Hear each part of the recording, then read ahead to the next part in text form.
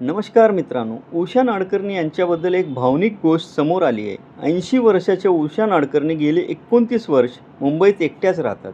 आजही त्या घरातील सर्व कामं स्वतः करतात. त्या सांगतात की सुरुवातीला एकटं राहण्याची भीती वाटायची, पण आत्ता त्याची सवय झाली.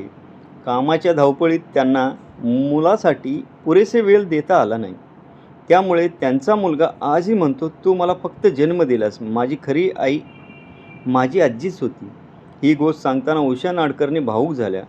मृत्यूबद्दल बोलताना त्यांनी म्हटलं, "मी झोपेतच मेले तरी मला भीती वाटत नाही. शेजारी दरवाजा ठोठावतील आणि त्यांना कळेल." बालपणात त्यांना अनेक कठीण प्रसंगाचा सामना करावा लागला, पण प्रत्येक संकटावर मात करत त्यांनी अभिनय क्षेत्रात स्वतःची वेगळी ओळख निर्माण केली. उषा नाडकर्णी यांच्या संघर्षमय प्रवासाबद्दल तुमचं मत काय? कमेंट करून नक्की सांगा. अशाच मराठी मनोरंजन क्षेत्रातील ताज्या अपडेट्ससाठी चॅनलला सबस्क्राईब करायला विसरू नका. धन्यवाद.